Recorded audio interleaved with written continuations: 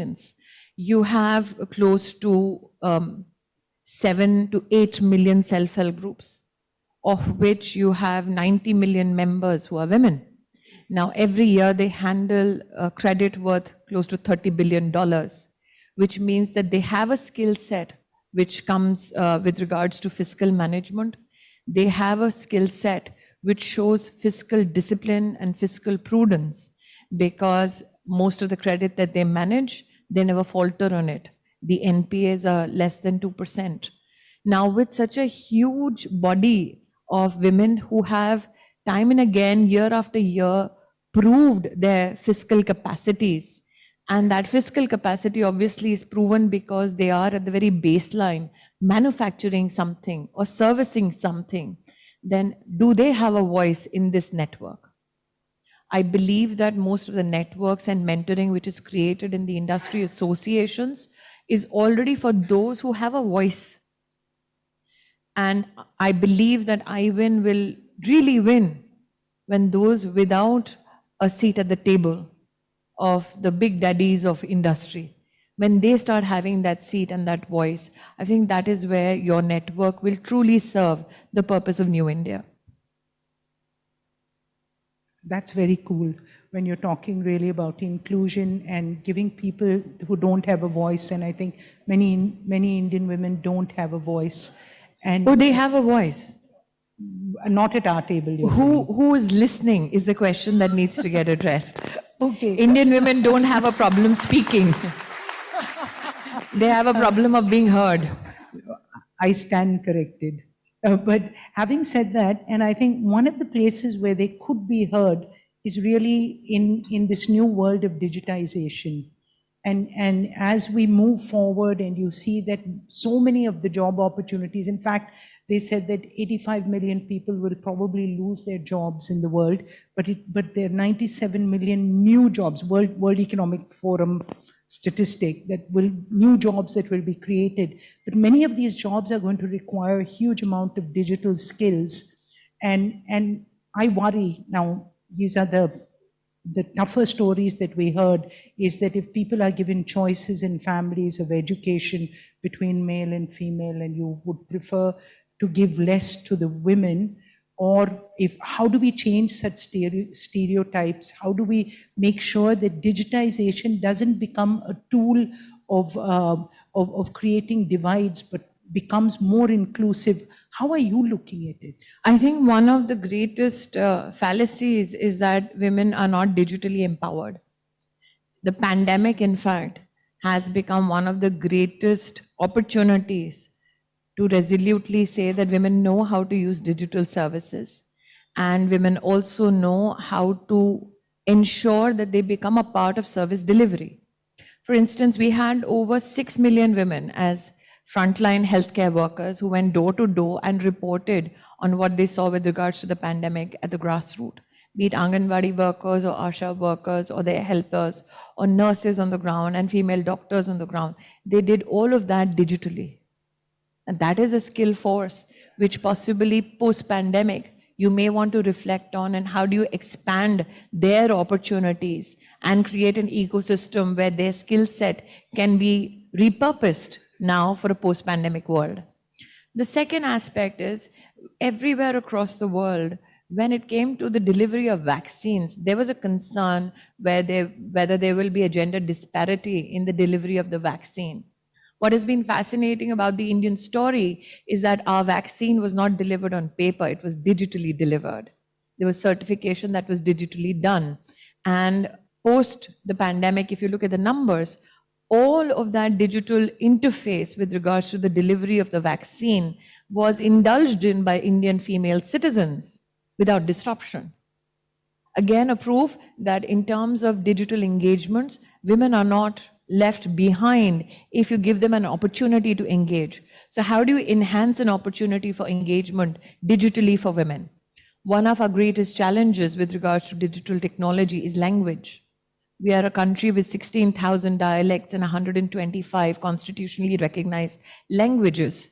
But in how many languages is our technology available? If you look at the linguistic diversity of our country, you will recognize that the predominant language of technology is English. Now we are pushing the envelope when it comes to usage of technology in Hindi. But we still have the linguistic diversity and the scope that I speak of to scale up digital transformations and digital delivery of services. What would be interesting is if CII can denote how much of digital opportunity is lost because of unavailability of technology in the local language. That is not only a challenge that you will flag off, but you will always also help precipitate the access to a solution and an accelerated solution which can be frugally met given India's IT power. I really like that point because you've given us an action point, because once, we always look at the opportunities and we have to see what it is that it would actually push the needle. So what you feel is that digitization can not only bring scale to India's empowerment, but what CII needs to do is to help map what would be the differentiation if we can bring language as a skill into it. And of course, what do you think that will ChatGPT make a difference for women? I think that with each new technological discovery, there is a huge excitement about the adventure that would ensue.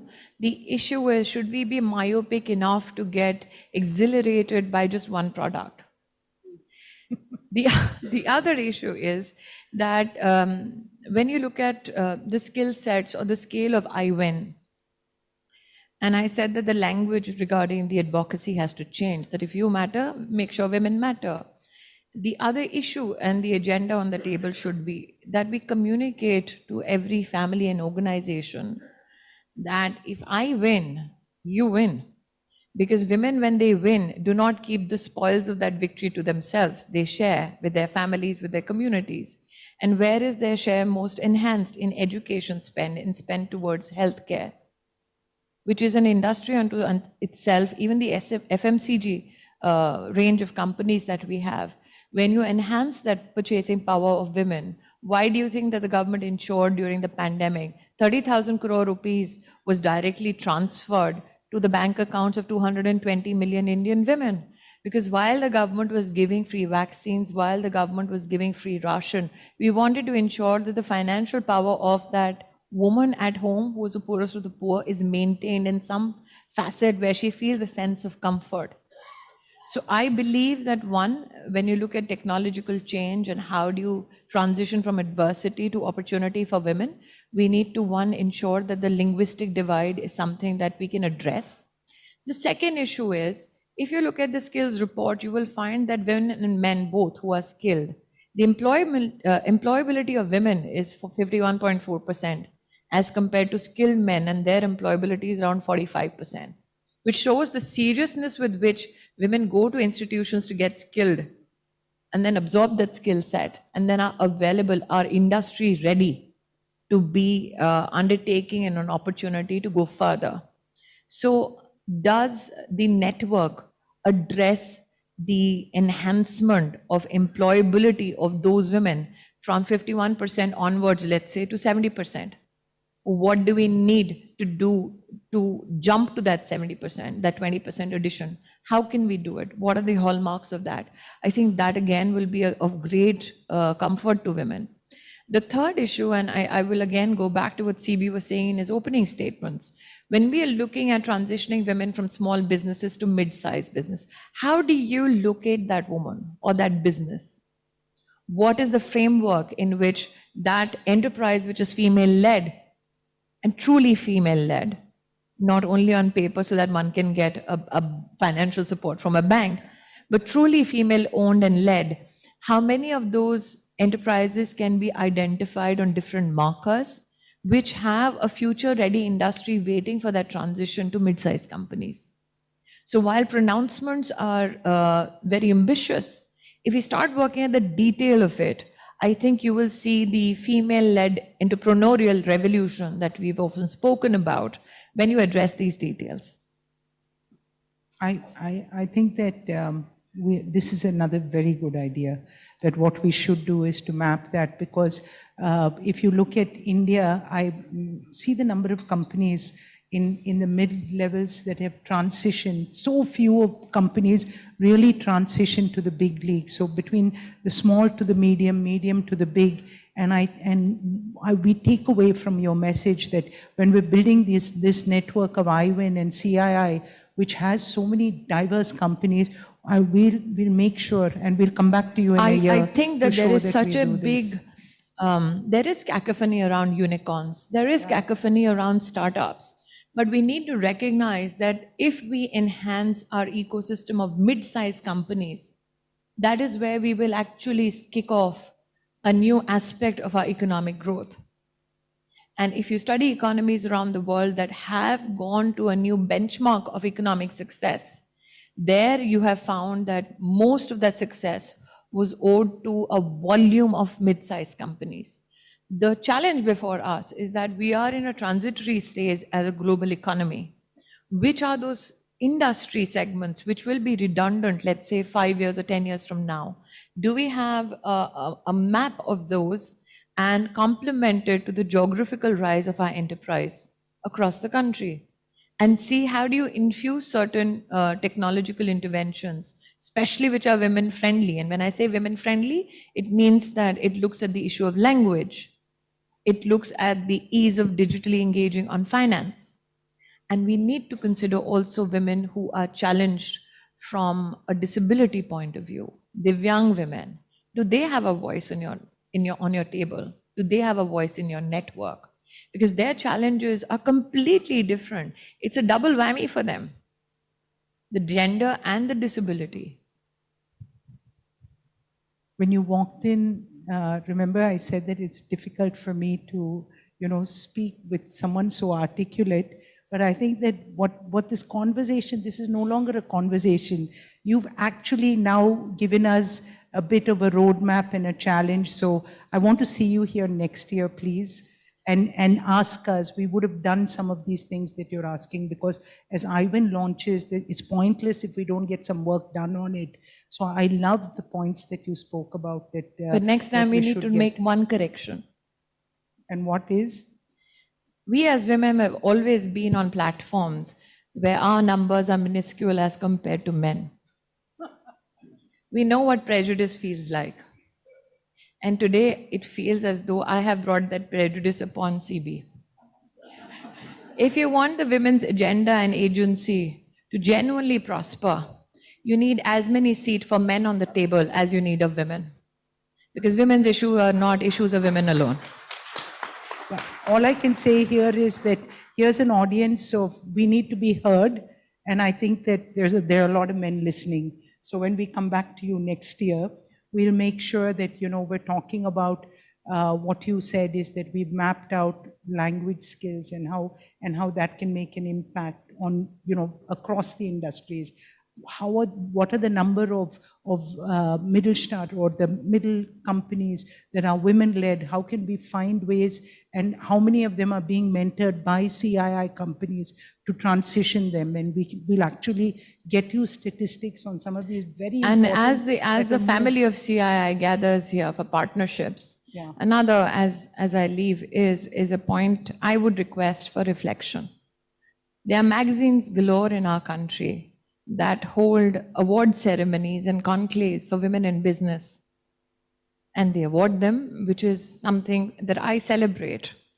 But why is it that when the same magazine takes out a list of the top 100 CEOs, you found fewer women?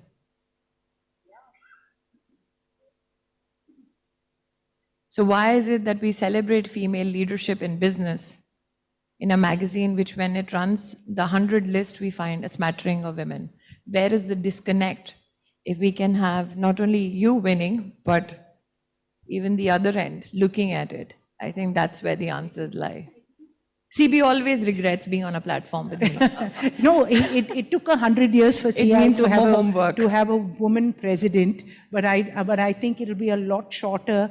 That we'll take, the 40 that you did the survey and said that want to be leadership, those 40 will break into the top league very soon. And I think it may take a decade, but I think that people like you who are being heard and who speak about it, and the more that we listen to it, those doors open up. And I think that's very important, that you push us once, twice, thrice, have the patience to do it even 5 times, and the lists will start changing. But we'll definitely see you here. CP, do we have time for the audience? I just want to mention one data point. I was trying to look in the hall and trying to figure out whether the How many men versus women? there was any the gentleman is present or not. Madam Minister, a couple of years back, I was invited by the managing director of a construction company to go and address their shop floor. And I sort of agreed, of course, to go, and I went with him. And I said that, what you want me to speak in, and what language do you want me to speak in? He said, you choose your language, English, Hindi, you choose your language. Said, people in the shop floor. And he kept the surprise onto me. It was a metal and construction company building big earth-moving equipments and all that. So I said that, how many? They said that about, in this particular plant at this point in time, new plant, 250 shop floor workers. Ma'am, I went into the hall to address, and I was not sure where I have come to. Out of the 200, about 150 were young girls between 25 and 30 years of age. And again, I asked, what language? He said, your choice. So I spoke in Hindi and I wonder English. who's on the board. We'll talk that offline. You know that. So I know about the shop floors. Yeah. But I want to genuinely reflect on how many women were there on the company board. The company board, absolutely. Because you have around 423 million women of working age in India currently, of which 330 million women are in the unorganized sector. Yeah. So you'll find us everywhere on all shop floors. Yeah, exactly. 300 million of us.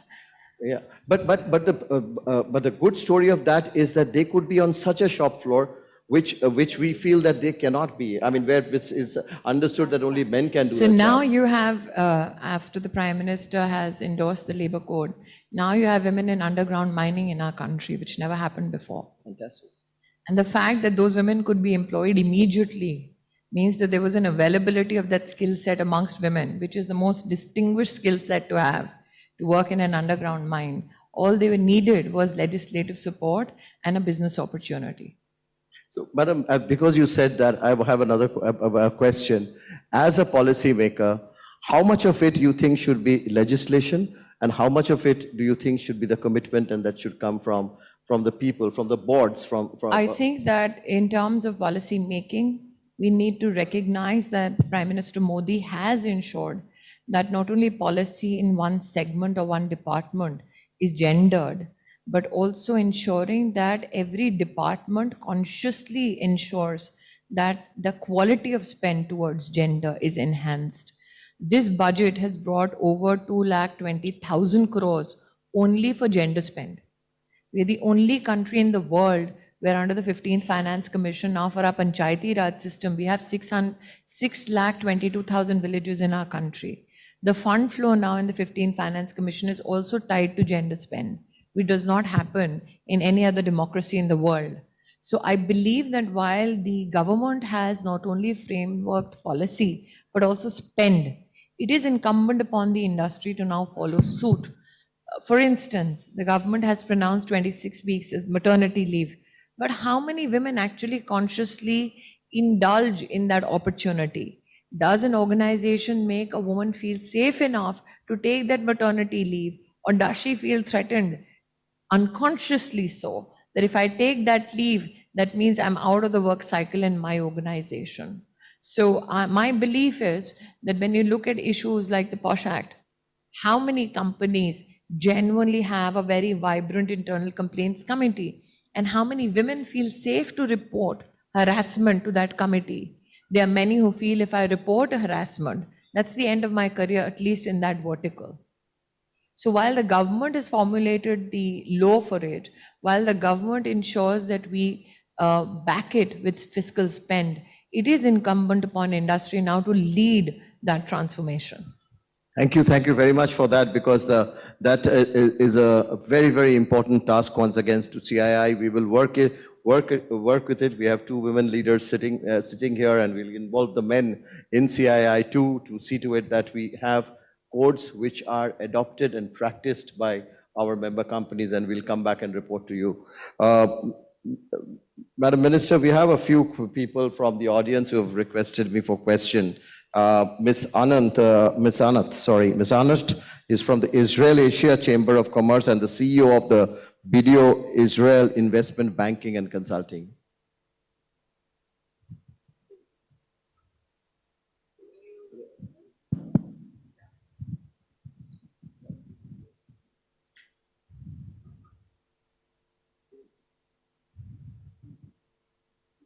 You hear me? Yes. So very nice hearing you. And thanks for inviting me to say a few words. I'm the first female president of the Israel Asia Chamber of Commerce. And we are a 40 years chamber. And for the first time, I was elected last month. So I take privilege in sharing your vision for women empowerment. The IWN is a great step forward to empower women, and we would be happy to collaborate with CII to connect women to women, because the women power, and I'm afraid that men here will not understand it, has strength, and we really want to help each other. So this is a great step forward, and I'll be happy to collaborate on the international level.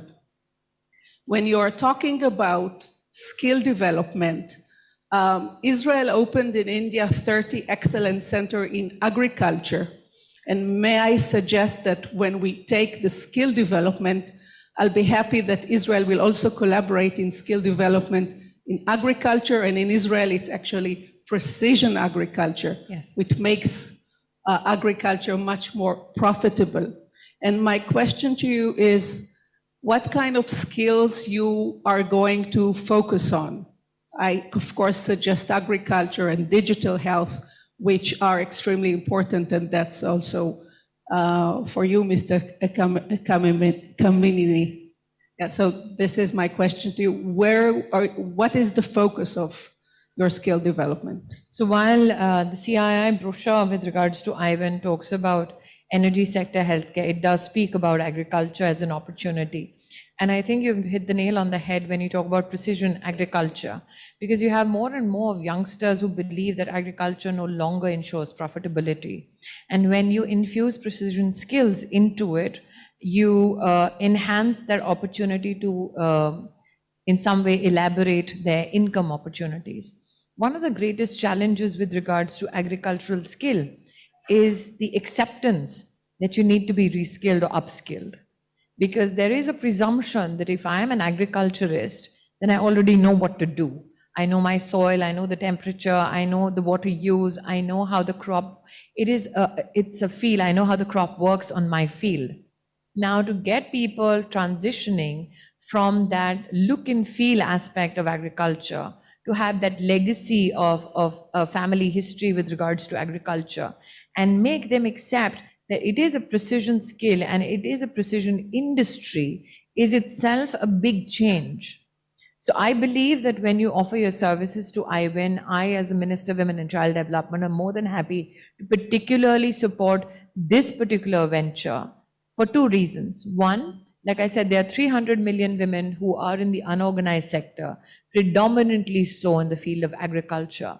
Now, there has to be a distinction that needs to be brought about between women who are land owners and women who are land cultivators, and then women who are only labor on that land. If we can divide what are the skill set for each segment of such female agriculturists, I think that we can deliver those services to them or those solutions to them with alacrity. The fourth segment of it is a self-help group revolution that I was talking to Shobana about, that if you have close to 7 million self-help groups, their dominant engagement is in the field of agriculture. So while we have divided now the three parts of female agricultural engagement, from a land ownership, land cultivation to a land labor perspective, we add the fourth vertical of the self-help group and say, who are the ones who are pre-processing before a crop is available for agro-processing? You will see an infusion of funds and corporate presence in agro-processing, but there are many pre-processing facilities in which we can leverage the skill set of women and leverage the power of self-help groups in our country. The budget has envisaged clustering of self-help groups, and I think that facet of the budget can complement this very initiative that we are speaking about. So as far as women in agriculture, the sky's the limit. Thank you. Thank you. Thank you very much, ma'am. Edith Nodman. Will come. Edith Nodman, the chairperson of India Netherlands Chamber and the managing partner of the ACG International Netherlands. Yeah. Thank you very much, Mr. Banerjee. Honorable Minister, it's a pleasure to be here and to hear your strong voice in this very important topic. And I couldn't agree more with you that men and women should be jointly sitting at that table. And in order to do that, there have to be more women to have an equal number of people at that boardroom, because not only because of women sitting there, because jointly, I think we can just make a better job in doing what we should do. Now, digitization has been a space that we as the Netherlands have invested in and tried to integrate in the workforce quite strongly. And we would be very keen on sharing our experience and knowledge with you in order to come to solutions, and we can co-develop those. We have had quite a big fund. The GSD5 fund in the Netherlands is 510 million euros, which is big, especially seeing the fact that our country only has 70 million people, 17. Can you imagine? Less than Delhi. And half of it are women. So we are excited about the focus on digitization in the Global Alliance for Skilling Future-Ready Women, and look forward to your thoughts on how you think that we can partner most effectively, not only having different languages, but also from a different national background. I think that CII works best with the Indian diaspora across the world. And you do have members of the CII who not only contribute from an industry or a skill perspective, but also we've had family legacies in our country of contributing towards communities to build community projects which have no resonance in businesses, but have resonance with regards to how our communities prosper. So when you talk about internationalization of your partnership with CII, I believe that if you can internationalize the opportunities of Indian women who are overseas right now, and see what upskilling they need, because they may be contracted there as employees, but may have discovered the potential of starting their own enterprise, or may have the potential of servicing supply chain needs of Indian companies. Can you target that particular talent and bring them closer to this engagement? I think your partnership will work really well for such women. Thank you very much. Thank you. Thank you very much. Ahmed Sabah Al Saloom from Bahrain.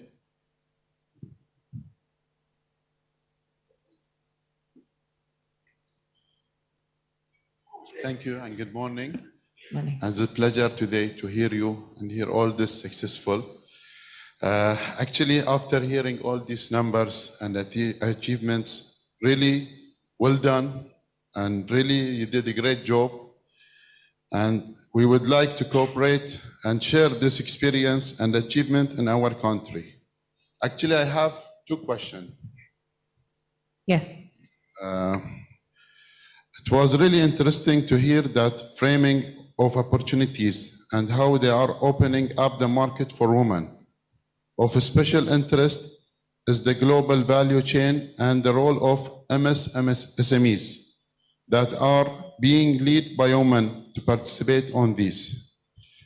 What are some initiatives that the government is taking around trade policies to capitalize on this trend, and how might we contribute in the initiatives of an alliance to make this on to an advantage for all women at the global level?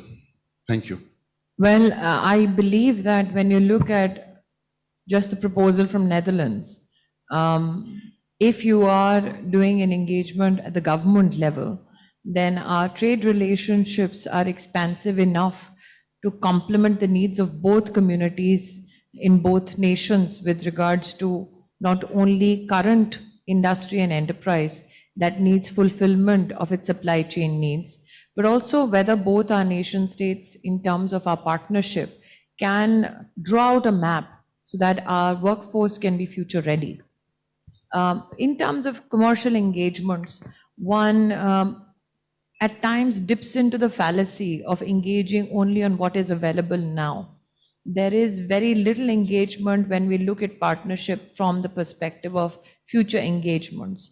So if I just reflect on the global alliance that I even hopes to create, while everybody has been effusive about my work with the Ministry of Women and Child Development, it's not often told that I'm also the Minister for Minority Affairs in India. So if we are looking at women from minority communities, what is their challenge with regards to first education? Second, what is their challenge with regards to skill sets? But third, what is their biggest challenge with regards to community participation in skills of the future, or for that matter, being a part of the workforce in unconventional areas of engagement? For instance, if I ask about women in the minority communities who may have a skill set that can complement a manufacturing unit only dependent on electronics, how many women do we have who understand foldable electronics? For them to understand foldable electronics, one needs to see how many of them have graduated out of technological institutions. For them to be a part of technological higher education institutions, they need to have done stupendously well in high school with regards to STEM. How many of those young girls now graduate from high school STEM schools to university systems? So my belief is that we do a great disservice to the cause of women when we are myopic only at one level of the supply chain and wonder why we do not have the problem addressed across. For us to address many issues with regards to women and their skill opportunity or the entrepreneurial opportunity, we also need to be reflective of their academic engagements. Let's say leadership skills, and my first comment on those 700 women, how many of them in their academic experience had seen an academic leader in the institution that they were studying in? It would be fascinating to see how many of them got inspired by women at the helm when they are young girls, so that they understand that they can be leaders as well. And that is why when I'd like a reflection of the 700 women, of the ones who did not want to be ambitious enough to be at the top of their companies, how many of them were burdened by social circumstances where they could never imagine a woman at the helm of affairs? So the issue of women's agency is a bit complex, but I'm grateful that I have so many people wanting to be a part of the solution. Yes, please. Hi. Hi, my name is Namrata. I represent an organization called Dr. Reddy's. First of all, you made our lives very easy, because working for diversity and inclusion for so many years, last 3 years have been the best years. We have maternity leave, we have night shift women, we have a lot of legislations which have really helped us. So I'm very lucky. And then when I talk to my developed country colleagues, we are much more liberal in our legislations than many of the developed countries. So that was a moment of pride for me. The question is on the pay parity, right? And we are 7, when I was just doing, and I took an award from you 2 years back on Bloomberg Gender Parity Index, when Dr. Reddy's was the only company. Now there are 7 Indian companies in Bloomberg Pay Parity Index. But I just want what can be done more for pay parity. And the second question, okay, maybe I'll ask the second question later. No, go ahead. Okay. I can multitask. So the second question is, because you hold child and women development, there's a strong correlation of parenting with how women are brought up, how children are brought up in general, and how women are brought up. And I was reading a research on career and parenting. There's a stronger correlation. Maybe there's an opportunity to do something there. So these were it. So I think CB asked best, How much should government do and how much should industry do? And now you've brought in a new context, how much should families do? Because we as a free nation state, as a democracy, do not want a government official to teach us how to parent.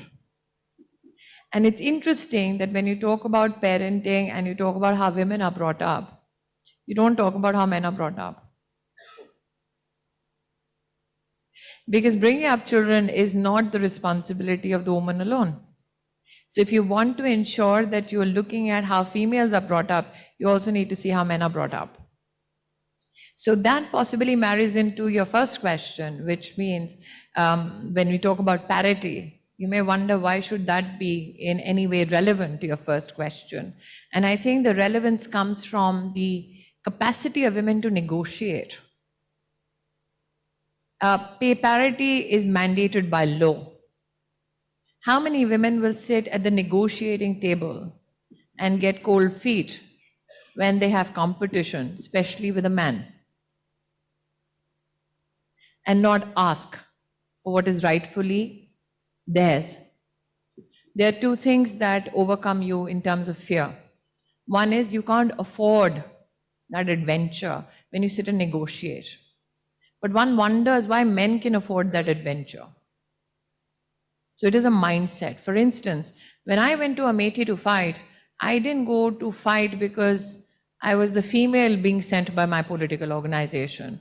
I was sent to fight because I was the best candidate to go there and bring down a political establishment. So it's also incumbent upon us individually, and I say so without an iota of guilt because I come from the trenches. My first salary was $800 from a corporate organization. Before that, just 10 kilometers away, I was on Janpat selling cosmetics on the street for $200 a day. So I went from $200 a day selling cosmetics on the street to becoming the highest paid media professional this country has ever seen. Because I knew how to negotiate. And I got better at my job. And then I told my boss one day, you can afford to sack the man, can't afford to sack me. But that engagement for women may be turned as an arrogant engagement. So what is that fine line between ambition and arrogance that you need to walk? What is that fine line on negotiating tables that we need to teach young girls? Because you can't teach negotiations when you're 40, when you're 30. You need to teach that skill early. So we have many people wanting to teach financial literacy. Is negotiation a part of that literacy engagement? I think when you teach a woman to negotiate, you teach her not to be equal in terms of pay sets. You actually teach her the capacity to ask for more than anybody else that she's sitting with. Because you don't want to contextualize a negotiation only from the perspective of which other man gets how much you get as a pay packet. You need to change that conversation and say which other individual gets more than you. Do they get it because they have better skill sets than you? Or do they get it because they have better negotiating skill sets than you? And do you get shortchanged because you're very talented, but you don't know how to negotiate? Extremely well said, ma'am. Thank you very much. I know we have you're multitasking. You have a hard stop, and you'll have to get it's Back to Parliament. Yes.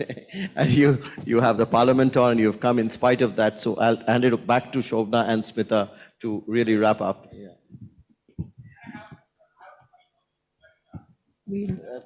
I think we have a hard stop, but thank you so much for your enthusiastic participation. That some of the answers we have, all of us have heard it, and now many of us have been challenged to do better and to do more, and which is why I want to hand it over to Smita.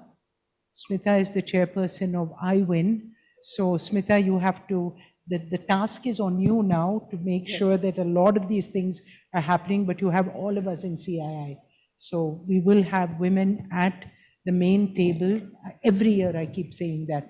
And we're definitely going to have more women presidents, but we will have more women on the table. But Smita, over to you. Thank you so much, Shobna ji, and it's been an absolutely brilliant session, and it's absolutely amazing always, Honorable Minister, to hear you. It's a privilege to hear you speak, and the thoughts that you share on India's continued focus on women, and the steps that have been taken to integrate women as key contributors in India's growth have been always truly inspiring. Shobna ji mentioned your address in Davos and the many times that we've heard you speak and advocate for women's causes and all the action points that you've shared with us today. As we step into this new era of the work that IWIN hopes to do, I think we have the path set out for us, and the inputs that you've given us here today are very, very meaningful. And I promise we will have you back here in a year's time and have something to show for what we've started out to do. It's really no surprise for us that under the Honorable Prime Minister's leadership, India's actually been creating new benchmarks, setting an example for the world on how women-led development can fuel the growth of a nation. Shobna ji and CB, their stewardship, and I think at IWN we are very, very thankful for the guidance and the support that we've been getting. As this important agenda related to women's growth, women empowerment, and now women-led development is being pivotal and actioned all across CII. And we are seeing the importance of this agenda because it's going to bring a monumental change in the Indian industry when it comes to inclusion. CII, through the Indian Women Network and the National Committee on Women Empowerment, has been working to create robust ecosystems that will enable women to fulfill their economic potential and also involve them in a leadership journey. Through advocacy, knowledge creation, and on-the-ground interventions, IWN, with its 23 chapters, ma'am, across the country, and the CII National Committee for Women Empowerment has been working to promote equal opportunities for women, supporting them in participating, growing, flourishing, and leading the Indian economy. I just want to very quickly mention some of the initiatives. I know you have a hard stop, but we've been working towards the implementation of capacity building initiatives for women as well as for the industry and the entire ecosystem to engage women, not just at the entry level, but also to grow them into leadership positions. We have initiatives, just like you mentioned, about the skilling on campus to career for young female students, for mentorship for mid-level women professionals, and executive presence workshops and learning programs on entrepreneurship. There's been a lot of work that has been done on development of tools and matrices that not just only serve the purpose of benchmarking, but also help to nudge companies to adopt more inclusive practices. And the CII Gender Diagnostic Tool is a tool that helps companies identify this. A huge amount of work that we've been doing and we hope to do under this. Ma'am, we would love to get an opportunity to come and meet you and get to understand more how we can action this. That's exactly what I was talking to CB, Monday afternoon, 20th. Wow, this is the sort of action that we're hoping, and thank you so much, ma'am. It's been a real privilege, and we're honored that you have launched the IWN Global Alliance. And on behalf of every woman who's associated with IWN and the new membership of over 20,000 women, like you said, trying to reach the women who don't have a voice, we are actually expanding the network with great speed, and we hope that we can actually give a voice to the action that you've given today. Thank you so much. Thank you. Thank you very much. Let's hear it louder for all the panelists, please. It's been a very interesting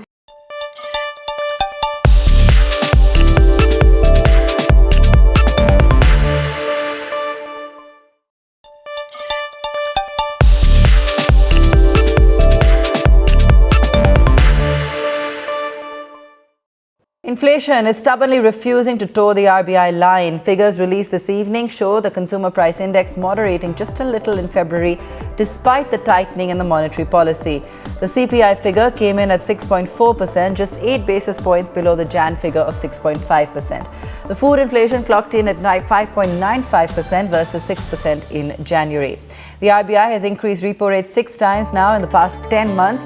That's a whopping 2.5%, trying to bring down the inflation rate to its target of 4%. The CPI clearly still remains sticky. My colleague Sakshi Batra spoke to Siddharth Sanyal, Chief Economist, Bandhan Bank, about the significance of the latest figures and the impact on the RBI monetary policy. So we have seen the headline number coming down at 6.44%. Your take, was it as per your expectations? Yes, actually, indeed, this is slightly softer than the previous print.